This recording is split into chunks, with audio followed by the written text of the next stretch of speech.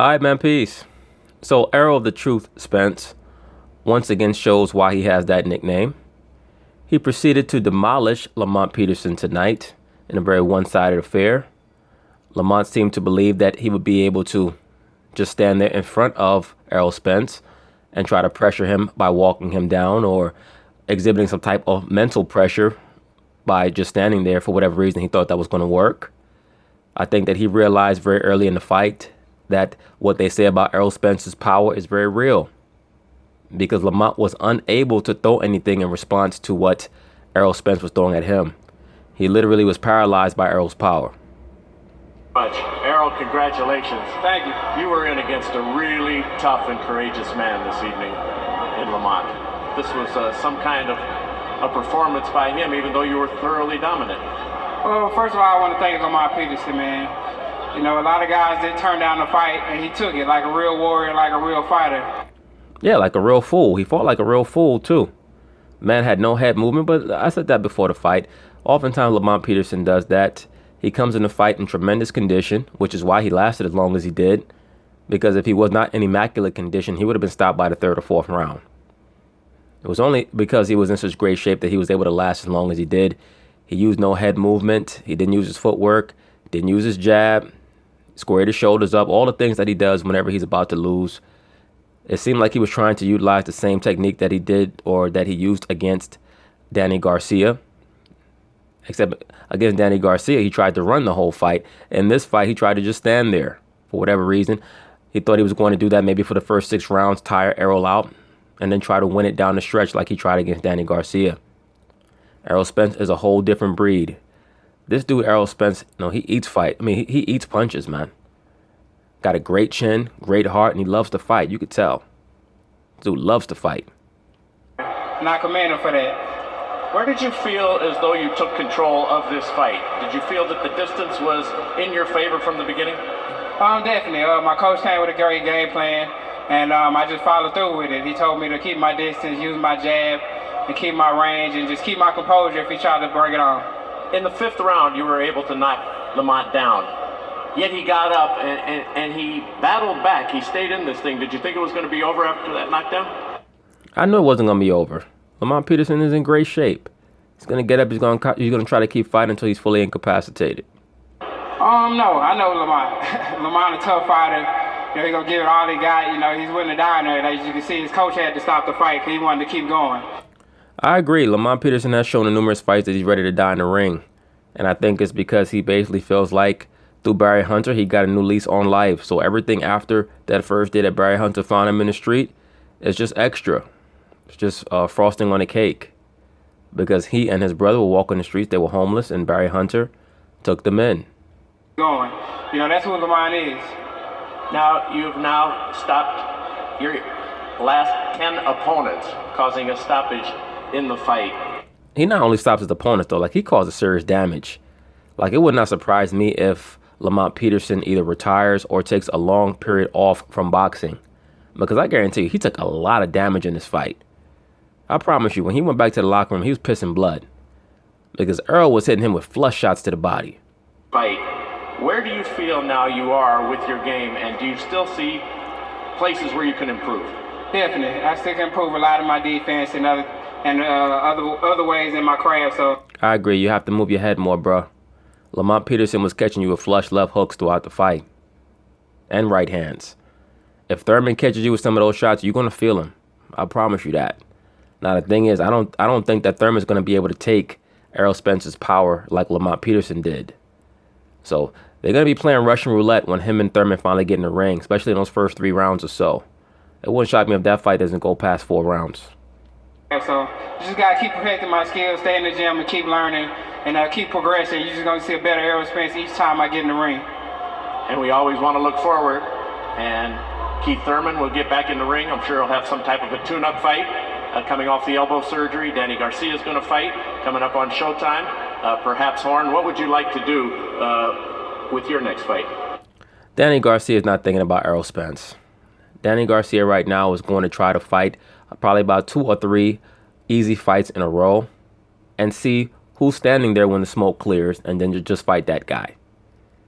You won't see Danny Garcia in the ring with a big-name fighter most likely until early 2019. Danny Garcia is fighting Brandon Rios next. It would not shock me after that if he fights someone like a Jesse Vargas after that. You're not going to see Danny Garcia in there with any of the top dogs at 147 until probably early 2019, when the smoke pretty much is cleared. Errol Spence will most likely have fought Keith Thurman, and he also will most likely have beaten Shawn Porter. Danny Garcia is not trying to fight anybody like a Shawn Porter. He's not trying to fight any rugged fighters where he's going to take a lot of damage. Not anymore. He's going to fight one big fight at welterweight and then try to move up to 154. That's after he fights about 2 or 3, maybe even 4 bums in a row before he gets into the ring with either an Errol Spence or a Terrence Crawford, whoever's standing at the end when the smoke is cleared. Everybody know I'm waiting on sometime Thurman. I've been waiting for a long time. Since I was 15 and 0, I've been calling this guy out, and he keep making excuse after excuses. He didn't hurry up and come back, fight a little tune-up fight, and then let's fight. I'm waiting on him. Let's get it on, man. He's going to hurt Keith Thurman, man. He's going to hurt him real bad. I know I could see why Keith Thurman's running from this dude. Because when he does get in the ring with Errol Spence, he's going to get hurt real bad. Keith does not take it to the body well. Keith has one chance, and that is that he has great speed and he also has great power. If he can catch Errol with something early, sometimes Errol does not move his head as much as he should. If he can catch him early, with something, maybe he can put on some type of a combination and try to finish him early, but that's about it. The fight goes more than 3 or 4 rounds. Errol's going to stop that man, and he's going to hurt him, particularly to the body. Errol, congratulations.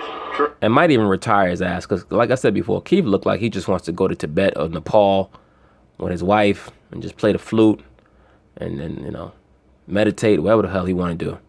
Sit there in the lotus position. Terrific performance. Thank you. Appreciate it. Lamont. That boy Errol Spence is a beast, man. He was taking flush shots from Lamont. I mean, Lamont is not a power puncher. Don't get me wrong. But he was taking flush shots from Lamont Peterson and just smiling and laughing at him. You've got some kind of heart and tremendous courage. Of course, we've known that about you your entire life. What happened here this evening, in your assessment? He was getting the shots off early, Well, he was getting shots off early because you wasn't moving your head and you were standing right in front of him. He's basically a heavy bag, bro. Pretty much established everything with the jab. I pretty much knew he was, that was going to be the case, but I was looking to get inside and start working. Well, that wasn't going to happen. I did say before the fight that Errol Spence has shown that he's not that great moving backward. Clearly, Lamont Peterson saw the same thing and he was trying to execute it, but you don't try to get inside on a fighter like Errol Spence by just putting on the earmuffs and standing in front of him. You have to use your jab, and you have to make educated movements, intelligent decisions when you try to penetrate his defense. You didn't do that. You tried to take his shots. You stood right in front of him, and he wore you down, and he shocked you with his power, even from the start of the fight. Even your coach, Barry Hunter, stated in between rounds, why are you not using your jab? Why are you not boxing? But he was the better man tonight. He was a smarter man tonight.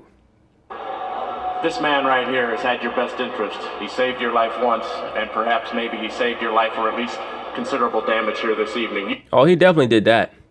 Because this fight was stopped after, 7 rounds?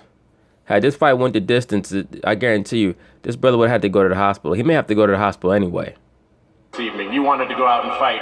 Now that you've had a little time to reflect here, do you feel you did the right thing, Barry? I'm going to always respect, his decision. And that's what I told him, regardless, if he asks me to go out here and fight 1 million people, I'm going to fight him. If he say that's it, then that's it. Barry, was it hard to pull the plug knowing that he wants to continue, but yet you have his best interest at heart? It was really hard because if you know Lamont, you know his heart, you know his courage, and soldiers usually down the battlefield sometime, and I knew he would have fought to the end, so I had to step up because at the end of the day, this is my son, and I don't care nothing about boxing more than I care about him. I agree, and there's no way in the world that I think that you even should have let him out after round 6. I thought the fight was over after round 6.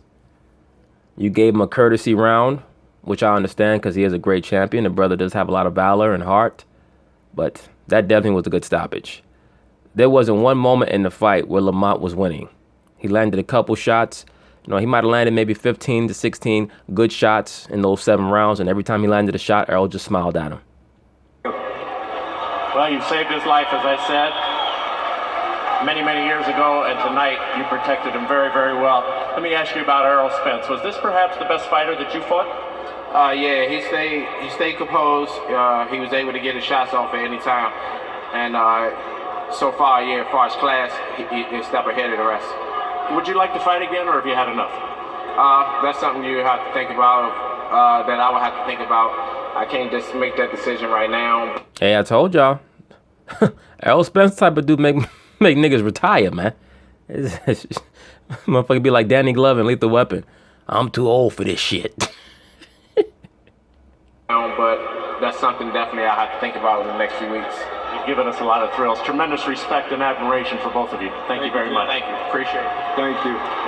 More. Hey, congratulations to the brother Lamont Peterson. He's been a great participant in boxing over the last, 10, 11, 12 years. But I think that he should retire. I mean, as long as his funds are right. He seems like the type of fighter he could run the gym with Barry Hunter, train younger fighters. There's really nothing left for him in the boxing world. He's not going to beat any of the top 147 pounders, and he can't go back down to 140. It's pretty much over for him, unless he just wants to get little paydays and be a name on people's resume, and basically be a doorkeeper. And I don't think that he wants to do that. I think that he's worth a little bit more than that. But Errol Spence, sky's the limit for him. I don't see anybody beating that brother, to be quite honest with you. I think that he's going to fight Sean Porter next. If you saw the interview, Sean Porter had an interview in between fights where he was talking about how he's chasing Keith Thurman and yada, yada, yada, but he would not name Errol Spence. Yes, you want to get Keith Thurman because you want to avoid Errol Spence. Everyone's trying to avoid Errol Spence. He just has too many different aspects to his fight game that make him extremely difficult to deal with. He has good speed, he has great class, he has great conditioning, phenomenal power, and a great chin. And he's a southpaw. So it's just too many factors. But anyway, peace.